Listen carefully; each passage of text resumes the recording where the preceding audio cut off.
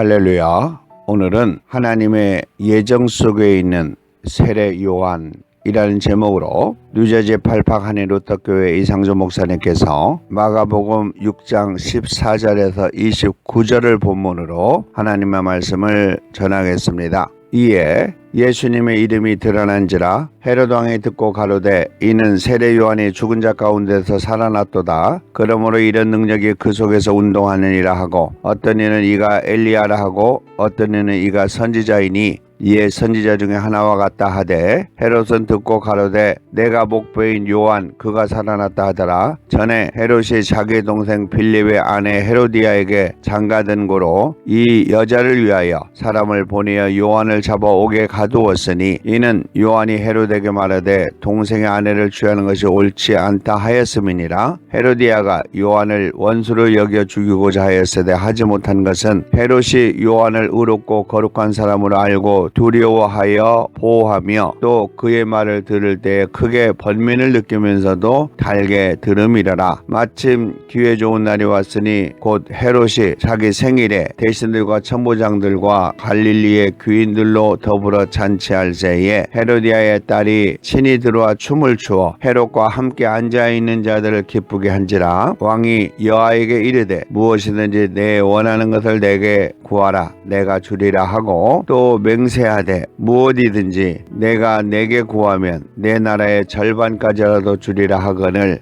저가 나가서 그 어미에게 말하되 내가 무엇을 구하리이까. 그 어미가 가로되 세례 요한의 머리를 구하라 하니 저가 곧 왕에게 급히 들어가 구하여 가로되 세례 요한의 머리를 소반에 담아 곧 내게 주기를 원하옵나이다 한데 왕이 심히 근심하나 자기의 맹세한 것과 그 앉은 자들을 인하여 저를 거절할 수 없는지라. 왕이 곧 시병 하나를 보내어 요한의 머리를 가져오라 명하니 그 사람이 나가 옥에서 요한을 목베어 그 머리를 소반에 담아다가 여아에게 주니 여아가 그것을 그 어미에게 주니라. 요한의 제자들이 듣고 와서 시체를 가져다가 장사하니라. 아멘.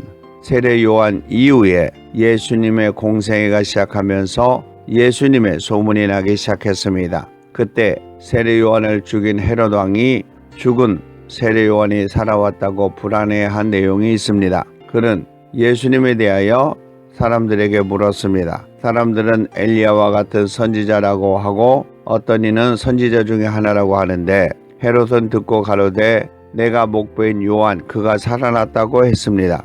헤롯 왕은 세례 요한을 죽인 것에 대하여 몹시 두려워하고 있었으며 불안한 심정을 가지고 있었다는 것을 알 수 있습니다. 그는 세례 요한을 죽이고 예수님을 십자가에 죽게 하는데 공헌했던 악한 왕으로 예수님께서도 그를 여우라고 지적하기도 했습니다. 본문에서는 헤롯 아그리빠가 두려워하는 세례 요한은 목배임을 당하는 순교를 당하게 되었지만 이 모든 것이 하나님의 경륜에 따라 이루어진 예정이었던 것을 알리고자 하는 내용이 있습니다. 구약에 예수 그리스도의 예정에 따라 메시아 즉 그리스도가 나온 것처럼 세례 요한도 하나님의 예정 속에서 태어났고 그에게 맡겨진 모든 사역을 이루고 순교를 통하여 아버지 하나님 품으로 간 예정된 삶을 가장 아름답고 온전하게 마친 사역자였습니다. 세례 요한은 예수님을 위하여 나이가 많은 제사장 사가랴와 늙은 아내 엘리자벳과의 부부의 관계를 통해서 불가능한 상태에서 하나님의 예정 속에서 예수님보다 6개월 먼저 태어난 예수님 시대의 마지막 선지자였던 것입니다. 그는 사람에게 교육을 받은 것이 아니라 광야에서 혼자 생활하면서 하나님으로부터 직접 교육을 받았고 그것으로 선교사의 사역을 하였던 것입니다. 세례 요한은 예수님처럼 태어나게 된 일과 예수님의 공생애 이전에 예수님의 길을 예비하기 위하여 회개와 세례를 베푸는 일과 그의 삶은 광야에서 하나님의 방법으로 살아가며 생활하는 선지자였던 것입니다. 하나님의 예정 가운데 때가 되어 예수님을 소개하고 예수님의 세례를 통하여 하나님의 어린 양이신 메시아를 확인하고 옥에 갇히게 된 것입니다. 그가 옥에 갇히게 된 이유는 17절에 소개한 것처럼 전에 헤롯이 자기가 동생 빌립의 아내 헤로디아에게 장가든 고로 헤롯이 이 여자를 위하여 사람을 보내어 요한을 잡아 옥에 가두었으니 라고 기록하고 있습니다. 이 내용에서 헤로디아의 남편 빌립 1세가 왕이 되기 전에 이복 형인 헤롯 안디바가 아내로 취하게 되었는데 이것 때문에 세례 요한의 질책을 받자 헤롯 안디바보다 헤롯 1세의 아내였던 헤로디아가 세례 요한을 더 미워하였고 죽이고 싶어 했다는 것입니다. 남편보다 세상적인 권력이 더 좋은 악한 영혼들인 것을 알 수가 있습니다. 헤롯 안디바도 세례 요한을 죽이고 싶은데 사형을 시킬 이유가 없던 중에 그의 생일에 예전에 빌립 1세의 아내였던 헤로디아와 그의 딸 살로메에 의하여 순교를 당하게 된 사건이었습니다. 이것이 예수님의 사역을 위한 세례 요한의 예정된 삶이었고 사역이었던 것입니다. 세례 요한은 그의 삶에서 정치에 관여한 것이 아닙니다. 지도자의 도덕성을 지적한 것이었지만 이것도 그의 생애에서 처음이며 마지막으로 생각할 수 있은 것입니다. 세례 요한의 사역에서 독사의 자식들아 라고 책망하신 것은 회개를 하지 않고 심판을 피하려고 하는 지도자들을 질책하신 것입니다. 마태복음 3장 7절 이하에 요한이 많은 바리새인들과 사두개인들이 세례 베푸는 데 오는 것을 보고 이르되 독사의 자식들아 누가 너희를 가르쳐 임박한 진노를 피하라 하더냐. 그러므로 회개에 합당한 열매를 맺고 속으로 아브라함이 우리 조상이라고 생각하지 말라.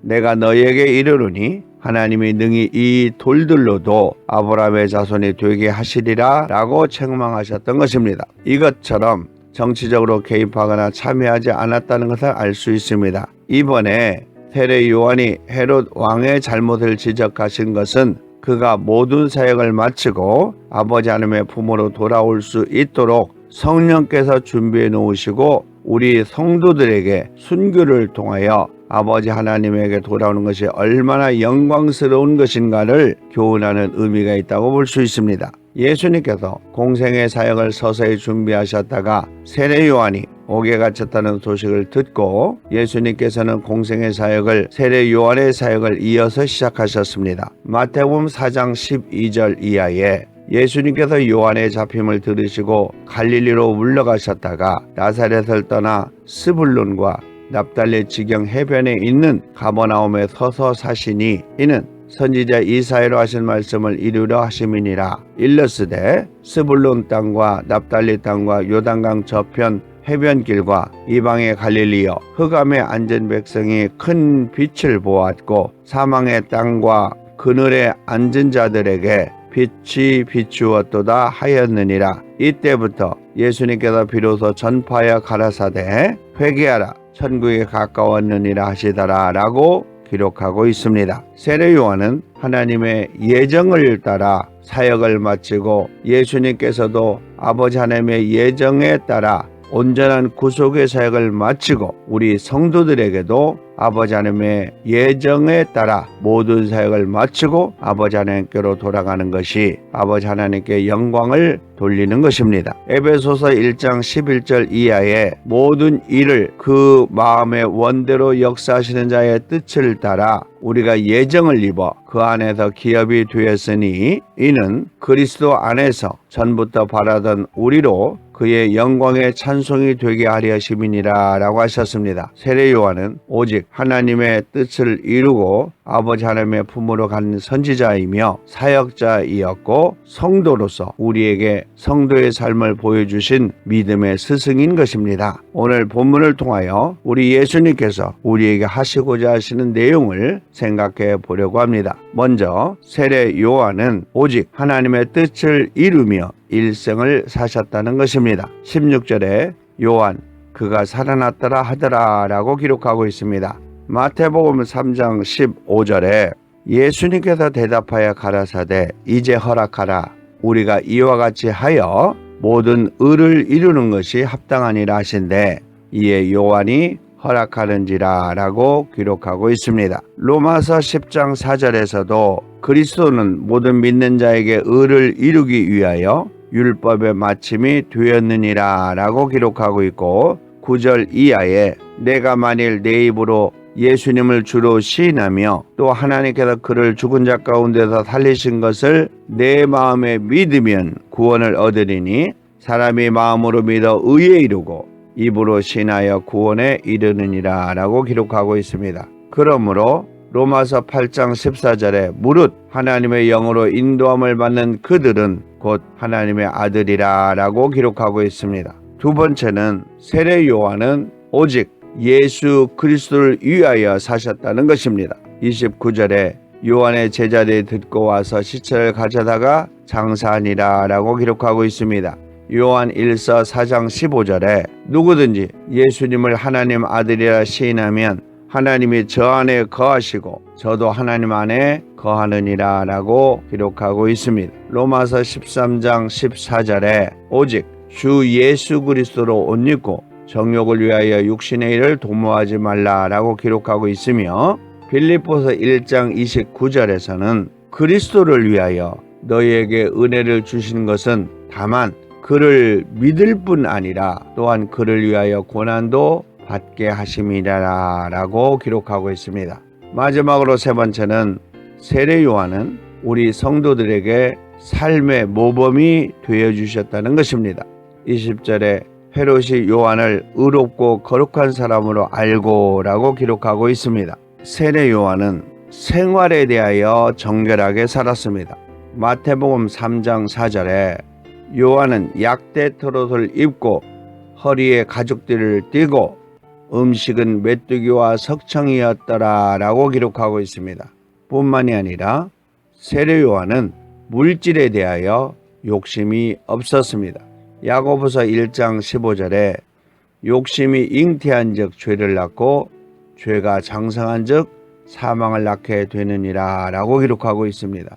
그리고 세례 요한은 사역에 대하여 최선을 다했습니다. 디모데후서 4장 7절을 이하에 보면 내가 선한 싸움을 싸우고 나의 달려갈 길을 마치고 믿음을 지켰으니 이제 후로는 나를 위하여 의의 면류관이 예비되었으므로 주 곧 의로우신 재판장이 그날에 내게 주실 것이니 내게만 아니라 주의 나타나심을 사모하는 모든 자에게니라 라고 기록하고 있습니다. 우리 예수님께서는 세례 요한의 일생을 통하여 하나님의 뜻을 이루고 살아가는 성도의 삶이 얼마나 중요한 것인가를 알게 해주셨습니다. 그는 예수님을 위하여 순교를 당하였고 예수님은 온 인류를 위하여 십자가의 죽으심으로 구속하셨기 때문에 우리 성도들도 하나님의 예정 가운데 믿음으로 순종하고 복음을 전하며 마지막까지 순교하는 믿음으로 살아야 한다는 것을